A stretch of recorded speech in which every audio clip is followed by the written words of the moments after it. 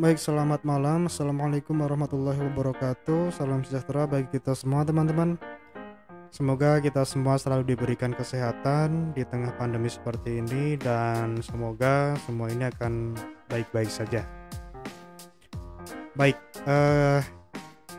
teman-teman, setelah mengikuti presentasi materi dan juga case study, kali ini kami dari kelompok 1 juga akan membawakan sebuah artikel yang juga berkaitan dengan transfer pricing, di mana artikel yang kami dapatkan dari Elsevier, kelihatan ya, yang berjudulkan Divisionalisasi dan Domestic Transfer Pricing for Tax Consideration in Multinational Enterprises.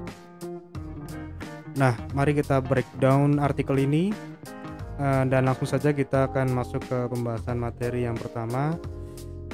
Pertama-tama kita akan mencari tahu dulu apa itu yang namanya multinational enterprises.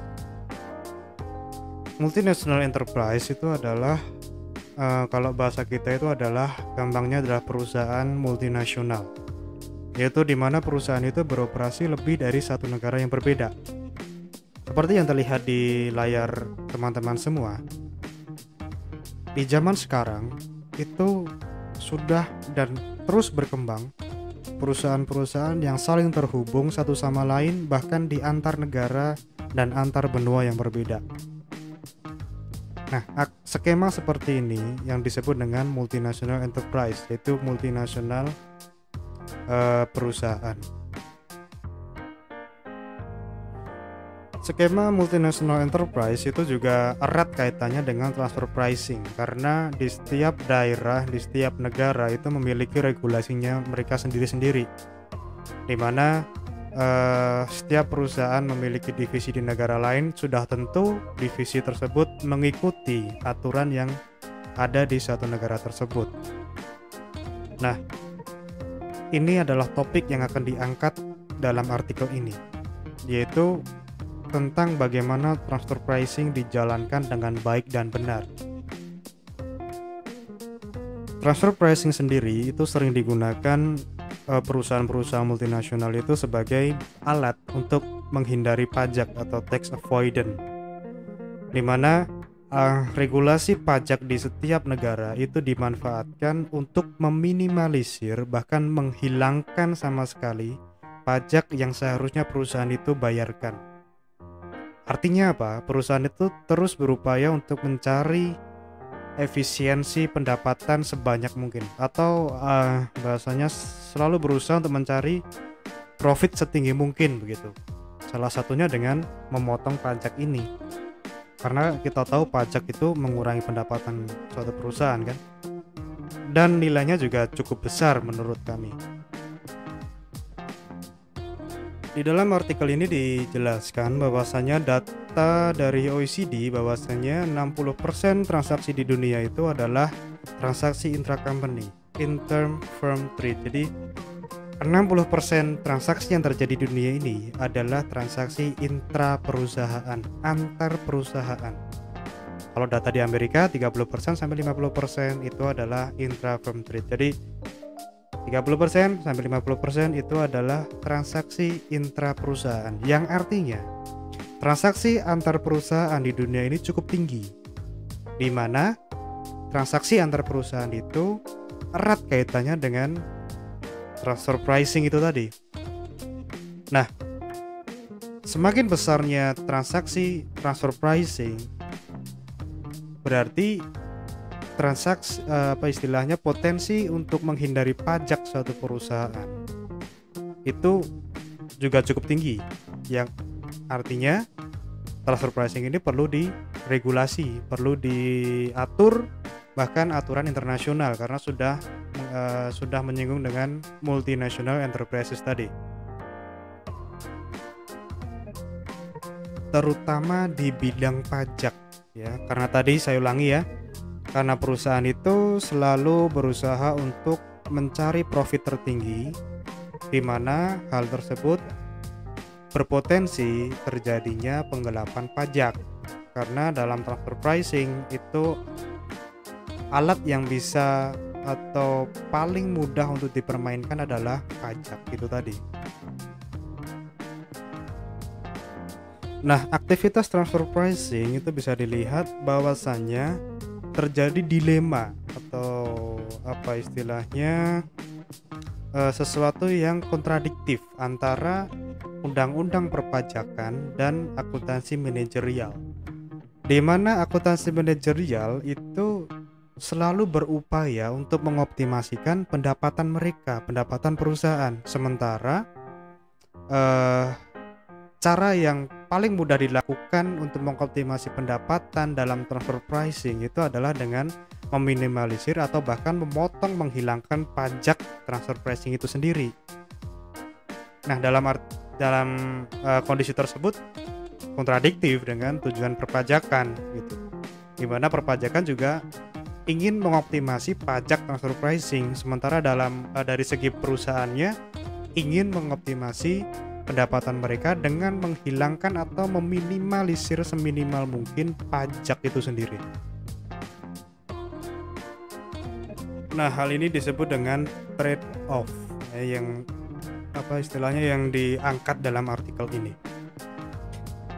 Nah, dalam artikel ini dicari bagaimana pemecahan masalah, bagaimana solusi untuk menyeimbangkan dua hal ini, antara tujuan dari undang-undang perpajakan dengan akuntansi manajerial suatu perusahaan. Jadi membalanskan antara dua poin ini. Nah, dalam artikel ini si penulis itu menggunakan literatur review atau menggunakan penelitian-penelitian sebelumnya di mana telah menemukan cara atau solusi untuk membalanskan dua poin ini. Baik, kita masuk ke literatur reviewnya.